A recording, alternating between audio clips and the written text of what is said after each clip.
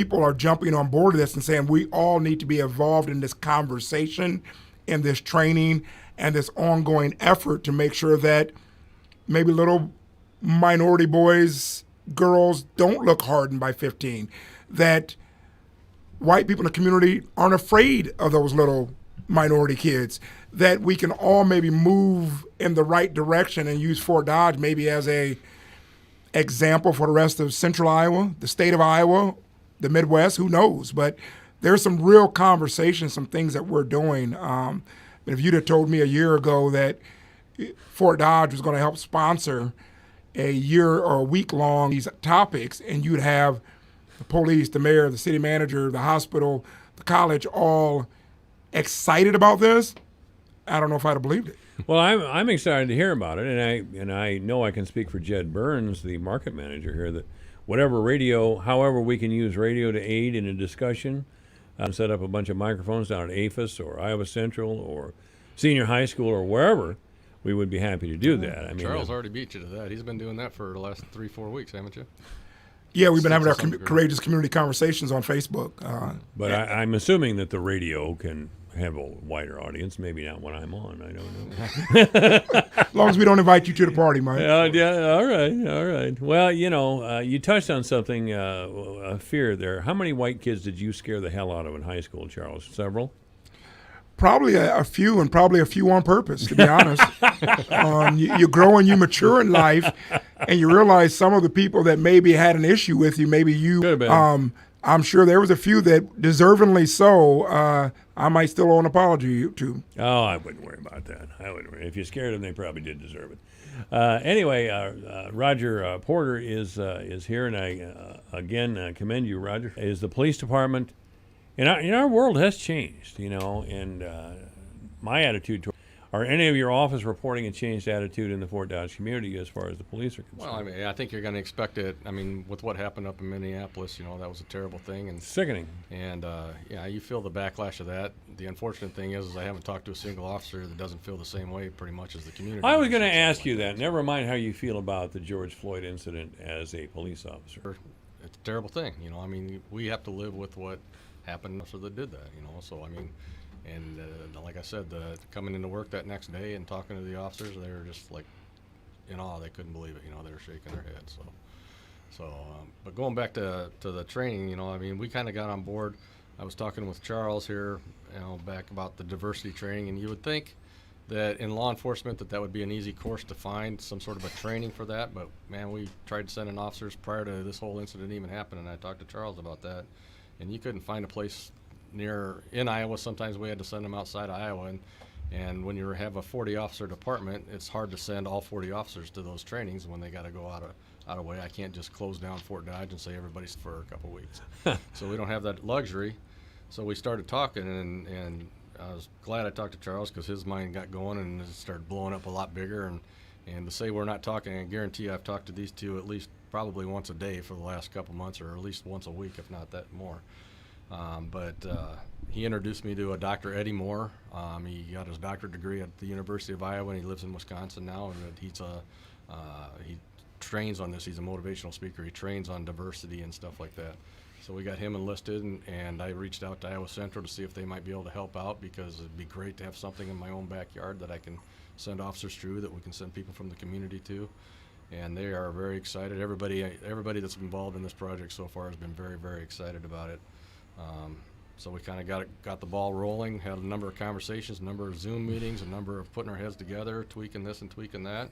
And that's when we came up with the October agenda for some training citywide. It's all across law enforcement. There's going to be 2 nights that are dedicated to law enforcement. There's going to be with the county attorney's office. There's going to be community nights. I sent you the flyer. It's on there. But there's educational, criminal justice, city employees, business leaders, town hall meetings. I mean, it's just going to kind of encompass everything. And the goal is to make this not a one-time thing. It's to make it at least an annual thing, if not more. Well, I commend you, and I'm all in. I'm all in on this. It's going to be a long-term project. I do know, and I've talked about it this week, and I got in trouble with a few councilmen, and I hope I woke them up. But whatever we've been doing, Hasn't been. I mean, I can't say there hasn't been a change in race relations in my life, because there has. I can't say the standard of living for African American people hasn't improved, because it has. But whatever we've been doing really hasn't worked that well. It really takes a long-term focus of some kind. I think starting when these kids are real little, to show them a better way, or to get them interested in other things. I'm upset. I'm upset by what I'm still seeing. I guess. That's where, you've heard Charles say it. I think I've said it, and Roger also. We're talking about kind of a cultural change.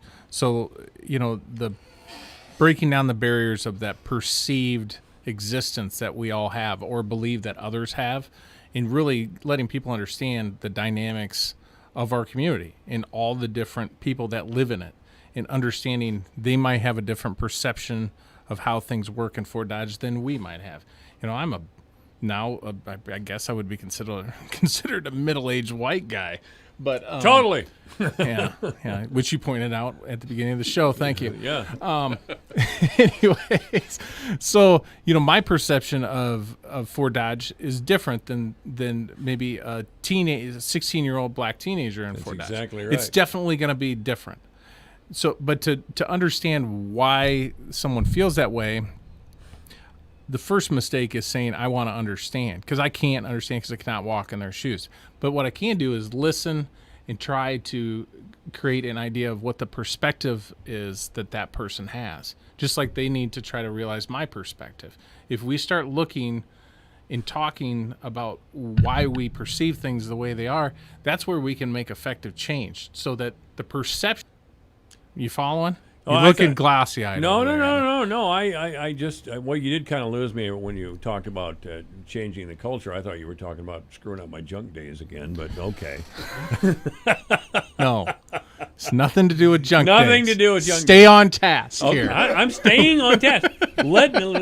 I would be happy once again any day of the week, including Sunday, twice on Sunday, to take this little radio station wherever we could to spark a dialogue. I would. Yeah.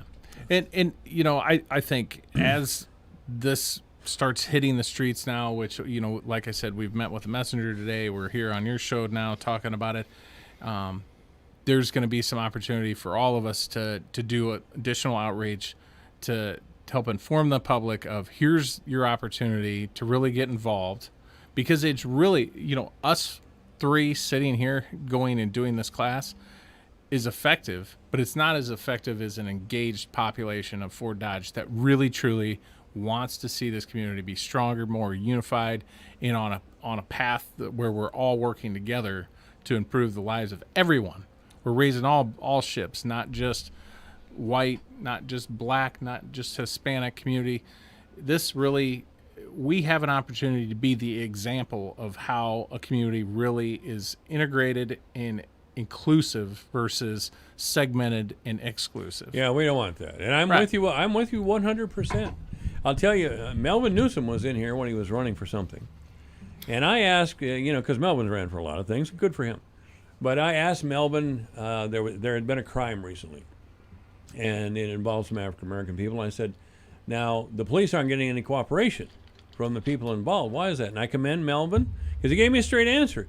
He said, a lot of times the folks involved in these situations are family members, or they're close friends, or they grew up together all these years, and they're just not going to cooperate with the law enforcement people. And he kind of gave me the kind of, I thought he was trying to say that this is cultural. And I guess that's something I don't understand. But maybe somebody can explain it to me. These are the type of questions we have to ask each other sometimes. But they're questions that have to be asked. I really want to see something changed. And the only thing I can change is myself and my little corner of the world, maybe. But I really appreciate you guys coming over. I know you want to get out to the game. I want to go out to the game myself, but I can't. I got to work, I guess. So that's the way that is. So good luck to Fort Dodge softball girls. You got a girl on the team? No, not yet. She's Okay. still a little young yet. A couple more years. All right. So I think I can speak for all of us when I say go Dodgers. Go Dodgers. Men, thank you, and I'm delighted to have talked with you about this very important issue today, and let's recommit ourselves to the long haul, because that's what and whatever we can do here at the radio station, I'll be happy to do. This is AM 1400 KVFD, the voice of Fort Knox. The Doctor of Truth. Does anyone have anything they'd like to confess? At AM 1400 KVFD. All right, it's 4:35. The news is next. During this challenging and unprecedented time, Gunderson's is here to serve with expert guidance and understanding to each family and their unique needs. We provide options for funeral, cremation, memorial, virtual, and webcast services, either presently or at a later date. We understand that grief does not wait. We are trained to help you walk this path to bring comfort and support. Every life deserves to be recognized and celebrated, whether it be together or afar. Down your station. KVFD News when it breaks. From the Jerry Sheeter Newsroom, I'm Rob Jones. A Fort Dodge man has died from injuries he suffered in an accident last week. On July 22nd, 63-year-old Rick Collum was riding a bicycle on Kenyon Road here in Fort Dodge when he was in a collision with a car driven by 34-year-old Fort Dodge resident Joseph Johnson. Collum was flown to a hospital in Des Moines to be treated for his critical injuries. He passed away on Tuesday, according to the Iowa State Patrol. The crash is still being investigated. From Radio Iowa, Republicans in the U.S. session of the CARES Act to the House, which Iowa Senator Chuck Grassley says is designed to address continuing problems with the public health crisis. Grassley chairs the Senate Finance Committee and says he was directly involved in several key elements of the COVID-19 pandemic relief legislation. That includes updated tax relief to help get folks back to work and help businesses safely open, updates in our approach to the unemployment benefits to provide another round of economic impact payments. That part of the plan provides another round of $1,200 payments for most Americans, with an additional $500 for each dependent. The measure would also lift restrictions on federal assistance that's already been sent to state and local governments, so it can be used to fill revenue shortfalls. In other words, to fight the virus, but if states have money left over, we'll give them flexibility on spending it. He says the package contains a new credit for expenses, like for personal protective equipment and cleaning, which is needed to maintain a safe workplace for employees and customers. Grassley, a Republican, says the proposal sets a responsible path forward to address the problems our country is facing due to COVID-19. We put forth a bill. We got to negotiate with the House. I hope my Democrat colleagues will work with us in good faith. They better be open to compromise and keep the best interests of the American people in mind.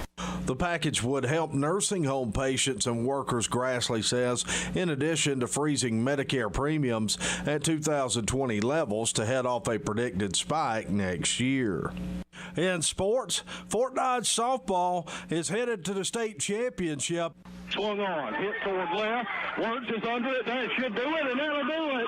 Dodgers win 5-3, and they punched that ticket, and for the first time in program history, somebody has uttered the phrase, the Dodgers will play for the state championship. Dodgers a winner 5-3. Ankeny Centennial would get the first run of the game in the top half of the first. Then the Dodgers would answer when TK Doster would go deep. Swung on, driven toward right center gap, and that ball is gone. TK Doster, touch them all. He just went yard. 2-run blast, and the Dodgers answer the call. 2-run blast by Doster in the first, her 8th of the season. Ankeny Centennial would answer with 1 in the third to tie it at 2. Dodgers would go up by scoring 1 in the third. They would go up 3-2. Centennial would get 1 in the top half of the 5th and tie the game at 3. Then Martina Lowry would come to the plate for the Dodgers in the bottom half of the 5th. Swung on, hit toward left center. It's out of here, a home run. A big-time blast. Touch them all, Martina Lowry. You just went yard. The Dodgers would add an insurance run in the sixth when Martina Lowry would get her second hit of the game, an RBI single, to make the game 5-3. Pitching and defense would carry them the rest of the way. Jalen Adams the win in the circle, complete game, giving up 3 runs, scattering 9 hits, and striking out 3. Adams would set Ankeny Centennial down 1-2-3 in the top half of the 7th to win the game. Dodgers are in the state championship for the first time in program history. A 4:50 pregame and a 5 p.m. first pitch. They'll take on number 2 Cedar Rapids Kennedy for the Big Gold Trophy. Hear every pitch of the state championship game on Sunny 99.7 and online at yourfortdodge.com. That's your Alpha Media News update from the Jerry Sheeter Newsroom. I'm Rob Jones. That's right. Check it out at Sunny 99.7 or yourfortdodge.com. I know that's what I'm going to be doing here in just a few minutes. First of all, in the weather, it's 81 degrees. Sunny with a high of 83 today. Great weather for a Dodger victory. Overnight, mostly cloudy with a low of 60. Tomorrow, sunny with a high of 80. Saturday, there is a chance of a thunderstorm. Mostly sunny with a high of 84. On Sunday, it's going to be sunny with a high of 76. Monday, sunny with a high of 75. Tuesday, sunny with a high of 76. Wednesday, mostly sunny with a high of 78. Right now, it's 81 degrees at AM 1400, KVFD, the voice of Fort Dodge. Obituaries this hour brought to you by the historic Bruce Funeral Home at 923 First Avenue South, Fort Dodge. You may contact the historic Bruce Funeral Home by calling 515-576-5117 or online at www.brucesfuneralhome.com. Ricky Cullum has died. Mr. Ricky Cullum has passed away. He's also known as Rick Cullum. Ricky Lee Cullum died on Tuesday at the Iowa Methodist Hospital in Des Moines. The family will have a celebration of life at a later date. Ricky Cullum has passed away. Obituaries this hour brought to you by the historic Bruce Funeral Home at 923 First Avenue South in Fort Dodge. You may contact the historic Bruce Funeral Home by calling 515-576-5117 or online at www.brucesfuneralhome.com. It's 4:41 at AM 1400 KVFD, the voice of Fort Dodge. It's 81 degrees. I'm Connell McShane. This is the Fox Business Report.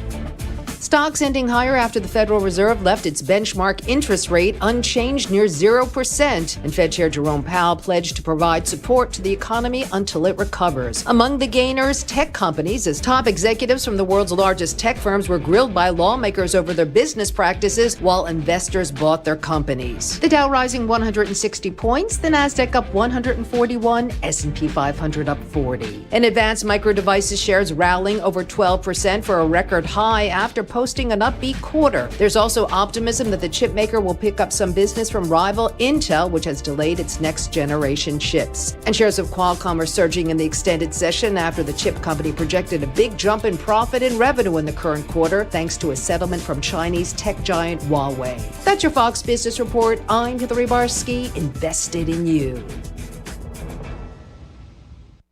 President Trump is fighting back, but he needs honest media. That's why millions are tuning into Newsmax TV. Every weeknight, you can watch Greg Kelly rip the media's hypocrisy. Plus, see Sean Spicer, Michelle Malkin, Mike Huckabee, Herman Cain, and more. Everyone is talking about Newsmax TV. Find it on DirecTV, Xfinity, Dish, Spectrum, Cox, Optimum, Fios, Uverse, Suddenlink, Mediacom, WOW, and more. Or just check your cable guide. Newsmax TV is now America's fastest-growing cable news channel. Watch it today.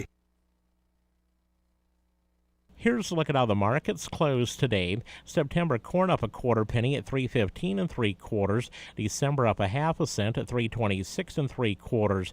March unchanged at $3.38 1/4. May unchanged at $3.45 3/4.